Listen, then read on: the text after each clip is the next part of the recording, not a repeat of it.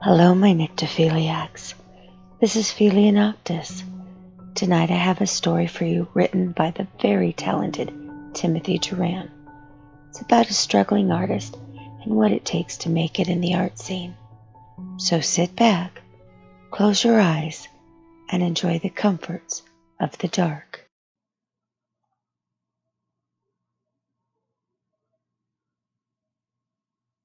I can't seem to make sense of this piece. I don't know how or why this would have happened, but it did. This is probably one of the darkest pieces I have ever had the displeasure of creating, and worse still is that I hardly remember anything. Was my inspiration misguided? Did the blood I saw inspire me to make this? Was it the drugs I took last night before I finished that caused it to turn out this way? None of this I can answer with confidence, but I do know three things are certain. My colleague and rival, Jasper Pierce, is dead. We both took acid together, and his blood is on his and my hands. I suppose there's no harm in explaining this to a diary, as this will probably be the last time I use it before changing my identity and burying it along with Jasper's body. I am a 22-year-old starving artist living in southern Los Angeles. I have lived in a small apartment most of my life, although this apartment I'm currently staying in is only smaller than usual to make up for my art studio. Arrangements like mine are common in LA, and I want to try and make a name for myself here. I've always heard great things about LA being a hub for artists from all over to be able to make it in the art business, and I want to do the same. However, I underestimated the old phrase of being a starving artist and have been stuck out here for months with very little in the way of work. It was always nothing but menial work in a local gas station or being a waiter at a restaurant, while I slave away my waking hours and spend sleepless nights working on commissions that I always felt were priced too cheaply for the amount of time I put into them. I was hoping to break into the larger art market, but I hadn't had much success. As I was running a piece of art to the show of a client who had ordered a painting of mine for an exhibit of theirs, I happened to meet the legendary painter and sculptor Jasper Pierce. I've wanted to meet this artist for years, and here he was, right in front of me. He had sold his first professional painting at an art auction for over $10,000 at the age of 13, as well as being known throughout the art world. He was only a few years older than me, but he had so much more experience in the art business than I did. I looked to him like he was a god that night. Little did I know he would soon become my rival in the art world, one that I would learn to both respect and loathe in equal measures. He gave me a friendly enough approach that night and seemed eager to work with me at first. "Is your name Diego Ramirez?" I tried my best to sound as reserved as possible. "Yes, that's me. How do you know who I am?" Jasper laughed off my surprise. "I asked Natalie, who painted the gorgeous Night at the Woods painting, and she pointed me in your direction." Natalie was the curator and my client who hired me to work on a painting for her exhibit. "Care if I show you around, Diego?" I had never been to an art show like this and had just barely arrived no more than a few minutes before. Sure, that'd be great. At the time, I could barely contain my excitement and spent the entire night with Jasper. That night was the last time I looked to Jasper as the pure inspiration that I saw him as. The next time we met, it was like I was speaking to a different person, and in every instance we interacted with each other when we weren't in public over the next several months, as we worked on more art pieces for the same clients, the less and less he felt like a true friend who had my best interests in mind, and more like a bitter rival whose throat I wanted to rip out. We were supposed to be working on art pieces for a big traveling art exhibit, but I had been forced to work overtime at the gas station and hadn't had nearly enough time to work on the painting. Worse still, when I started to have more time again, just before the deadline, I got a mental block, one that I couldn't seem to shake and one that Jasper was not willing to deal with. He came to check up on my progress and on my painting, and was not happy, to say the least. "Hey, do you have the paintings ready? Natalie said she wanted the art in 2 weeks. That was over a week ago. Where the hell have you been?" I tried to reason with him that I didn't have enough time to work on the art pieces. "I'm sorry, Jasper. I haven't had enough time to work on the painting. I've been so busy with work, and I haven't had time to work on the He slapped me across the face before I could finish my explanation. Don't you get it, you dipshit? This is the gallery of our lifetime. This is supposed to be an exhibit that travels around the world. This will be on the road for years and end up in the most prestigious art museums in the world. And you can't sacrifice more of your precious time for this? He had layers of sarcasm in his tone as he lectured me for what it felt like several minutes. What do you think's going to happen?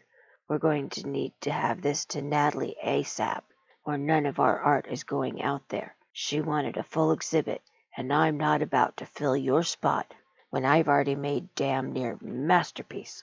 And I mean, I probably should, considering how much trouble you're giving us over a damn painting. I say it isn't worth having you on. It's not like you labored away hundreds of hours on a modern sculpture that rivals the greats like I did. This is when I started to snap at Jasper. Hey, man, I've been working overtime at the gas station. Some of us still need to pay our bills, you know. Jasper took a step back and gave a slight chuckle. It's not like you're taking nearly enough risk to warrant not working a 9-to-5 job, though, are you? I know paintings. Even overdone oil paint crap like yours doesn't take that long to do. So what gives? There has to be something going on in that brain of yours that I'm not getting. What is it? He started poking at my forehead, expecting me to give him an answer. All right, fine. You caught me. I've hit a wall. I don't know how to finish this piece.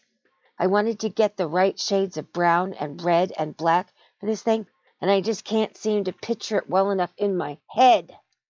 Jasper wasn't satisfied with my answer. Well, what the hell is it? What are you trying to paint? I brought him over to the canvas that I had been painting on. See the shading I've got? I'm trying to paint something I've been seeing in my dreams lately. It's something I've referred to as El Árbol de Muerte, or the Tree of Death. But I've got the worst mental block as to how to get the shades to work out right. Jasper started to laugh. You're a dumb shit, you know that, right? You know what you need? You need a fix. And I'm not talking about some meditation or dumb shit. You need to unwind with something strong. I'll order us some food and some of that good. You sit tight with your canvas while I order us up something. I sat there in front of my canvas for what felt like an hour, fumbling with my hands and my phone, trying to figure out what Jasper had in mind. Not long after that, he came back into my studio with some sushi and something on a slip. Here, let's eat. You'll want something in your stomach before you take this. We sat down on the floor of my studio and started to eat the sushi.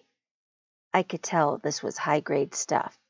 It was really good-tasting tuna, and even some fresh caviar in the bag. I knew Jasper was well off, but I didn't know he ate like this. I hadn't had a meal this good in what felt like ages. I couldn't help from scarfing my food down faster than Jasper. He had to point it out to me so I could slow down my eating. Hey, slow down with the food. There's more than enough if you just slow down, damn it. After we finished the food, he took out the slip again I saw earlier in his hand. What's that? I didn't realize what his plans were that night, but man, do I regret taking that tab from him. Don't you recognize this? This is acid. Take a tab and sit your ass down. I took a tab from the slip and put it on my tongue as he motioned with the tab of his own.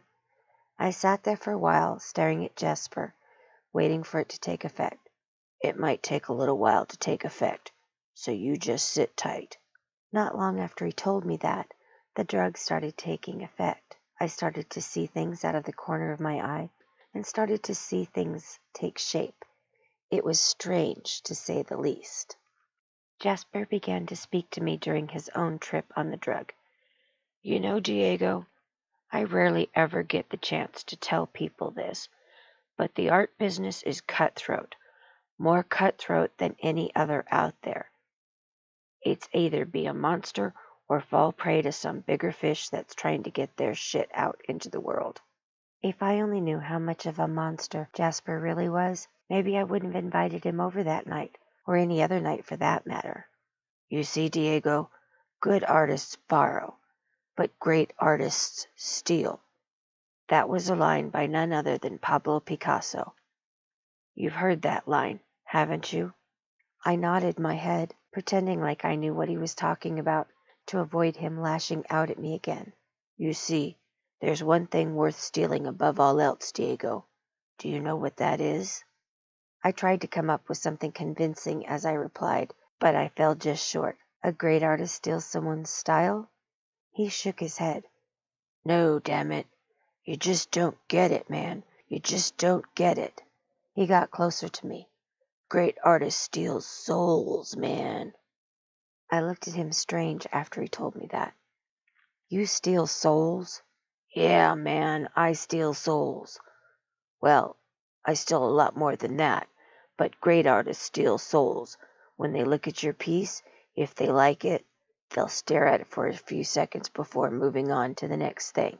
If they really like it, they get entranced by the piece and want to take photos of it, maybe even try and meet the artist who made it. When I steal souls, man, there's no better feeling than being in the moment and knowing a piece of mine stole somebody's soul. I was curious by what he meant stealing other things, and in retrospect, definitely should not have asked him. He laughed a bit and looked me dead in the eye. You really think I make all this money from doing these old art shows, do you? Hell no. I make my money in the underground, man. I get fluids, body parts, anything I can get really and incorporate into taboo pieces that people in the underground just love to eat up, you know. They love that shit, man. I was getting pretty nervous now. Wait, how do you get that stuff? His smile faded from his face. How about I just show you? Jasper reached out and grabbed me by the throat and began to strangle me. I quickly found myself flat on the floor, struggling for anything I could use to hit him with. I flailed about a bit until my foot knocked over the canvas and the stand that was nearby us. I quickly reached over for a brush and jammed it into Jasper's right eye. He screamed, strengthening his grip. All the while I struggled with the brush handle and began to shove it further and further into his eye until finally I felt him go limp and I saw him fall to the floor. I don't know what happened next, but something came over me. I grabbed the brush and I began to quickly mix paints with Jasper's blood and painted with the fresh, spilling blood until I finished my painting. I don't know what came over me, but something about the blood was what I needed to finish the painting. I painted the edge of the trees an old blood brown that stuck well to the canvas. There was something beautiful about his blood making up part of the canvas that I just can't explain. It was something I preferred not to explain to Natalie, nor did I want to explain what happened to Jasper. But I suppose after all of this struggling with Jasper, I did learn something from him. Good artists borrow, great artists steal.